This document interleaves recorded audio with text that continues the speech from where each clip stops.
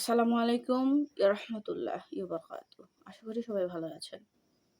হযরত মুহাম্মদ সাল্লাল্লাহু আলাইহি সাল্লাম যখন ঈদের দিন নারীদের মাঝে খুতবা দিচ্ছেন, তিনি ইরশাদ করেন, হে নারী সমাজ, তোমরা সদকা দাও, তোমাদের অলংকার থেকে হলেও, কেননা আমাকে জাহান্নামে তোমাদেরকে অধিক সংখ্যক দেখানো হয়েছে। এই হাদিসে তিনি যেন তাদেরকে এমন বিষয়ে উৎসাহ দিচ্ছেন, প্রেরণা দিচ্ছেন, যার মাধ্যমে তারা জাহান্নাম থেকে নিজেদের মুক্ত করতে পারে। সহিহ বুখারী ও মুসলিম শরীফের হাদিস। আদি ইবনে হাতিম রাদিয়াল্লাহু হতে বর্ণিত, তিনি বলেন, রাসূলুল্লাহ সাল্লাল্লাহু আলাইহি সাল্লাম বলেছেন, তোমাদের প্রত্যেকের সঙ্গে তার রব অতি সত্বর কথা বলবে। তারা ও আল্লাহর মাঝখানে কোনো অনুবাদকারী থাকবে না। এরপর সে তাকাবেন ডান দিকে, তখন তার আগের আমল ব্যতীত সে আর কিছুই দেখবে না। আবার তাকাবে বাম দিকে, তখন আগের আমল ব্যতীত আর কিছু সে দেখবে না। আর সামনে তাকাবে, তখন সে জাহান্নাম ব্যতীত আর কিছুই দেখতে পাবে না। কাজেই জাহান্নামকে ভয় করো, এক টুকরো খেজুরের বিনিময়ে হলেও।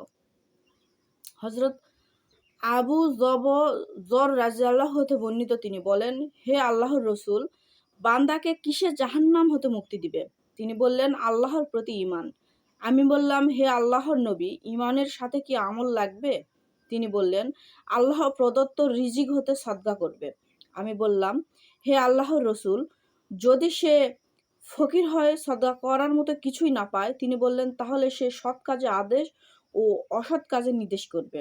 আমি বললাম, হে আল্লাহর রসুল, যদি সে সৎ কাজে আদেশ ও অসৎ কাজে নির্দেশ করতে অপারগগ হয়? তিনি বললেন, তাহলে সে ভালোভাবে কাজ করতে অক্ষম ব্যক্তির জন্য কাজ করবে। আমি বললাম, হে আল্লাহর রসুল, যদি সে নিজেই ভালোভাবে কাজ করতে অক্ষম হয়? তিনি বললেন, তাহলে সে মজলুমকে সাহায্য করবে।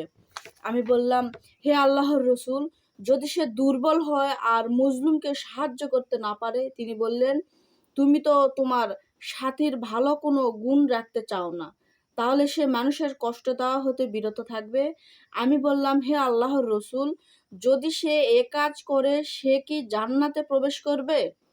তিনি বললেন, যে কোনো মুমিন এসব গুণাবলী হতে কোনো এক গুণ অর্জন করবে, তা তার হাত ধরে তাকে জান্নাতে প্রবেশ করাবে। সুবহানাল্লাহ।